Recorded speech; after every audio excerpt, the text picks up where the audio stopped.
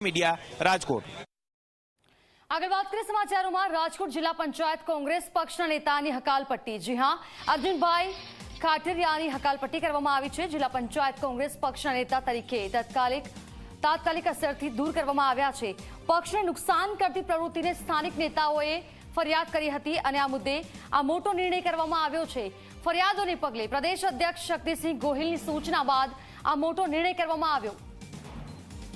પક્ષ વિરોધી કાર્યકર્તા હકાલપટ્ટી કરવામાં આવી છે। પ્રદેશ પ્રમુખ શક્તિસિંહ ગોહિલની સૂચના બાદ આ નિર્ણય કરવામાં આવ્યો છે।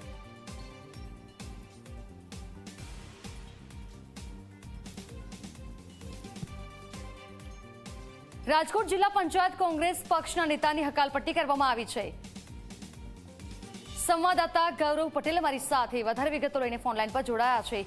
ગૌરવ, જે રીતે અર્જુનભાઈ ખાટરિયાની હકાલપટ્ટી કરવામાં આવી છે, પક્ષ વિરોધી કાર્ય બદલ આ મોટો નિર્ણય કરાયો, શું વિગતો?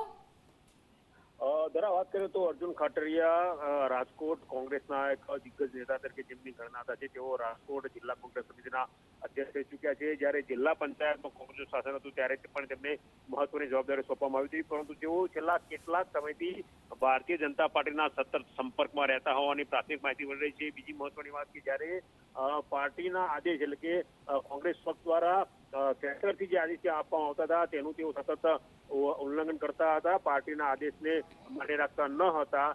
વળી જે લલિત વસોયાની રાજકોટ જિલ્લા કોંગ્રેસના પ્રમુખ તરીકે વરણી કરવામાં આવી છે તેનાથી પણ તેઓ નારાજ ચાલી રહ્યા હતા અને છેવટે પક્ષ વિરોધી પ્રવૃત્તિ સામે આવતા જે ફરિયાદો કરવામાં આવી છે સ્થાનિક નેતાઓ તરફથી તેને ધ્યાને લઈને શક્તિસિંહ ગોહિલ ગુજરાત કોંગ્રેસના અધ્યક્ષે તેમને જિલ્લા પંચાયતના નેતા જે હતા તેના પદેથી દૂર કર્યા છે।